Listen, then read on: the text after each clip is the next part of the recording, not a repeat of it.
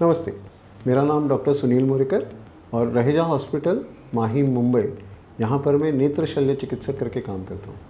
आज हम देखेंगे कि मोतिया किसे कहते हैं और इसके बारे में थोड़ी सी जानकारी लेंगे।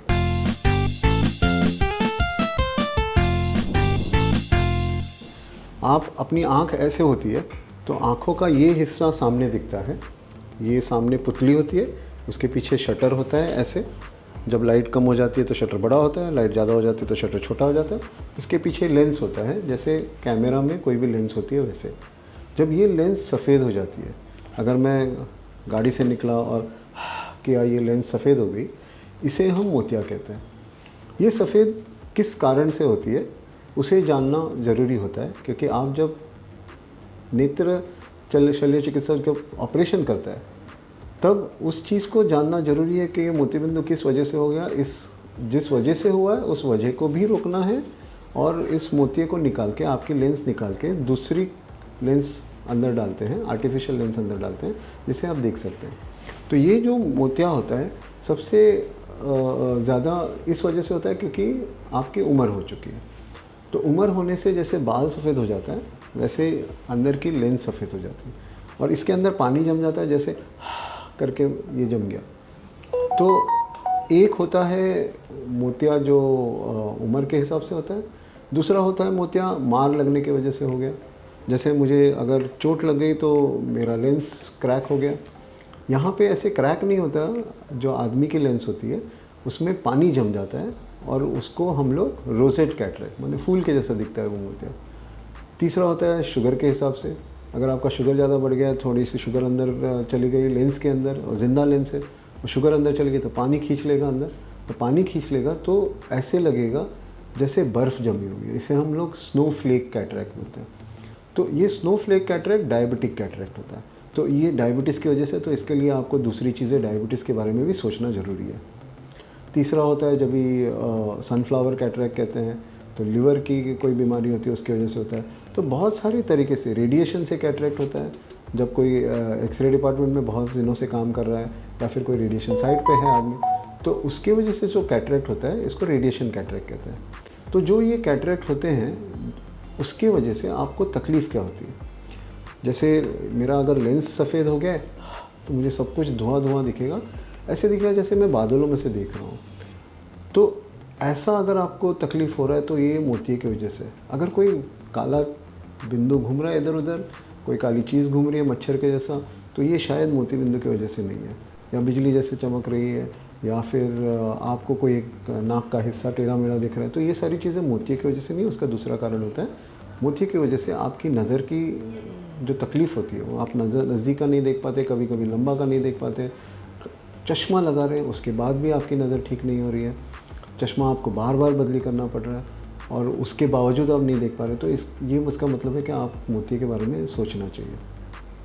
अब अगर ये मोतिया हो चुका है तो एक बहुत बड़ी कारण होती है कि एक ही आँख में, कुछ लोग मेरे पास मोतिया लेके आते हैं, दूसरी आँख में तो मोतिया है भी नहीं, और कहते हैं कि मार भी नहीं लगा है, कोई स्टीरॉयड नाम की दवा भी नहीं ली है, कोई डाली भी नहीं है उसमें, शुगर भी नहीं है, फिर भी एक ही साइड पे, तो एक ही साइड के आपके बाल सफ़ेद हो गए, दूसरी साइड के आपके बाल सफ़ेद नहीं हुए, तब इसको बोलते हैं ऑक्यूलर इस्केमिक सिंड्रोम। माने गले से एक पाइपलाइन जाती है, जैसे आप इसको अपना शरीर समझ लीजिए, तो दिल्ली से एक हाईवे जा रहा है, जम्मू कश्मीर की तरफ जा रहा है, एक जगह पे यहाँ पे घूम फिर के जाती है तो यहाँ पे अटक जाता है। तो ज़्यादातर दाहिने आँख में, एक ही आँख में, कभी कभी मोतिया पक भी जाता है, दूसरी आँख में बहुत कम होता है, तो एक में बहुत ज़्यादा है, दूसरे में बहुत कम है, तो ये सारी चीज़ें सोचनी पड़ती है ताकि आप उस ब्लॉक को भी हटा दीजिए और उसका भी कुछ तो इलाज करें। अब मोतिये का इलाज क्या होता है? एक होता है कि एक ज़माने में हम पूरा ऊपर से यहाँ तक काट के मोतिये को निकालते थे औजार से, तो इसको बोलते थे मैनुअल सूचर्ड सर्जरी, माने उसमें हम टाँके भी लिया करते थे। आजकल हम क्या करते हैं, आजकल हम साउंड, अल्ट्रासाउंड, तानसेन जी जैसे एक राग छीन ले और आ करके ज़ोर से चिल्लाए तो कांच भी टूट जाए, तो वो साउंड, वो आपकी आवाज़ इतनी तीव्र है, अल्ट्रासाउंड, कि उसमें जो मोतिया होता है उसका पाउडर हो जाता है। आप एक छोटा सा इंजेक्शन अंदर डाल के छोटा सा एक छेद करेंगे 2 या 3 मिलीमीटर का, उसमें एक सुई जैसा कुछ अंदर डालेंगे, उसमें से पूरा का पूरा मोतिया जो पिघल चुका है, पाउडर हो चुका है, उसको निकाल लेते हैं और दूसरी जो लेंस होती है उसको फोल्ड करके इंजेक्शन में डाल के अंदर डाल देते हैं। वो लेंस खुल जाती है, अनफोल्ड हो जाती है, वहाँ पे बैठ जाती है। इसको अल्ट्रासाउंड कहते हैं। तीसरी जो तरीका होता है उसमें हम लेज़र, इसका मतलब किरणों को फोकस करते हैं, ताकि अगर आप सूर्य किरणों को फोकस करें एक लेंस से तो कागज़ का टुकड़ा जल सकता है या पिघल सकता है। तो वैसे लेज़र किरणें होती है, लाइट की किरणें होती है जो जिसकी वजह से आपका मोतिया पिघल जाता है। फिर उसी तरीके से आप उसको सक कर लेते हैं और फोल्डेबल लेंस डालते हैं। लेकिन ये करने के लिए मोतिया आपका थोड़ा सा सॉफ्ट होना चाहिए, थोड़ा सा इतना कड़क नहीं होना चाहिए। चौथा तरीका है, अगर बहुत कड़क हो चुका है आप उसको आवाज़ से भी नहीं निकाल सकते, आप उसको लेज़र से भी नहीं निकाल सकते और आप पूरा चीरा भी नहीं करना चाहते हैं, तो आज की डेट में हम एक और तरीका होता है जिसे हम लोग मैनुअल स्मॉल इंसिशन सर्जरी कहते हैं। तो पुराने ज़माने में अगर आपको एक चीरा मारना है तो आप ऐसे चीरा मार देते, तो 2 लेयर या 3 लेयर है तो उसमें एक ऐसा चीरा मार देते, तो इसको टाका लेना पड़ता था। आज हम जब एंट्री करते हैं आँख के अंदर तो आप एक टनल बनाते, तो यहाँ से घुस के ऐसे उसमें से आपने मोतिया निकाल दिया, उसके 2 टुकड़े कर दिए, टैबलेट के जैसे 4 टुकड़े कर दिए और उसको बाहर निकाल दिया इस टनल में से। और ये आपने अंदर आंखों का प्रेशर बढ़ाया थोड़ा सा तो ये टनल बंद हो गया, आपको टाकों की ज़रूरत नहीं है। तो ये तरीके होते हैं मोतीबिंदु निकालने के लिए। और फिर इसमें जो लेंस डालना होता है वो आपके डॉक्टर के साथ बात करके, आप बिना चश्मे का ऑपरेशन कराना चाहते हैं तो मल्टीफोकल लेंस आती है, यूनिफोकल लेंस आती है। कौन सा लेंस आपके लिए अच्छा है वो डॉक्टर के साथ तय करके आप उसमें लेंस डाल सकते हैं। ऑपरेशन हो गया तो लोग सोचते हैं कि मोतिया तो आजकल बहुत छोटा ऑपरेशन है, लेकिन आप समझिए कि जो आँख का डॉक्टर है वो एक सैनिक के जैसा आँखों के अंदर ये जो लेंस होती है, जो वो लेंस लटक रही है स्पाइडर वेब के जैसे। तो स्पाइडर के जो छोटे छोटे ये होते हैं जिससे लटका हुआ है, पीछे का ये है वो बहुत पतला है 300-400 माइक्रोन का, तो उसमें इसके अंदर घुसना है आपको। तो आप समझिए कि सैनिक के जैसा एक छोटे से एरिया में घुस रहा है डॉक्टर, मशीन लेके या वो इंजेक्शन वाला लेके, उसमें एक चीरा पड़ रहा है सामने की तरफ, संतरे के जैसा होता है, तो सामने का संतरे का छिलका में एक होल कर दिया, उसमें से निकाल लिया और दूसरा अंदर डाल दिया लेंस। ये संतरे के जैसा होता है लेकिन ये पारदर्शिक होता है, ट्रांसपेरेंट होता है। ये सारा चीज़ करना है, वो लेंस वहाँ पे लटक रही है, उसमें चांस होता है कि किसी कारण से आपको सप्लाई नहीं है, आपको मार लगी है, उसके वजह लेंस वीक है तो नीचे गिर सकता है।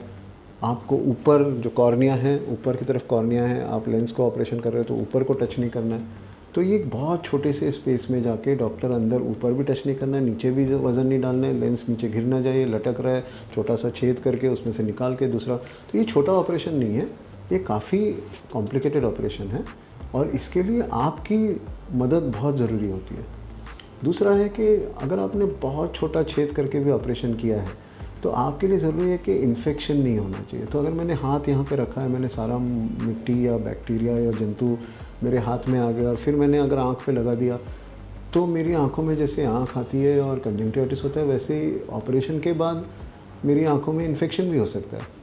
तो ये आँख को आप सीता समझिए और हाथ के 10 उंगलियों को रावण समझिए और ये नाक और कान की जो रेखा बना दी इसको आप लक्ष्मण रेखा समझिए। ये आपका रावण लक्ष्मण रेखा को पार करके सीता मैया की तरफ नहीं जाना चाहिए, सीता मैया बची रहेगी। तो ये सारी चीज़ आपको करनी है ऑपरेशन के बाद ताकि आपका ऑपरेशन सफल रहे। इसमें आपका शुगर भी कंट्रोल होना चाहिए, इसमें आप ज़्यादा बाहर गंदा पानी नहीं लगने दे रहे।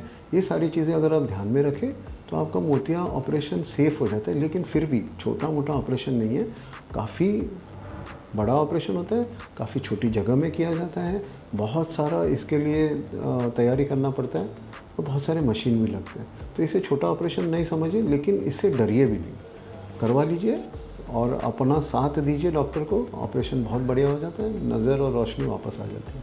धन्यवाद।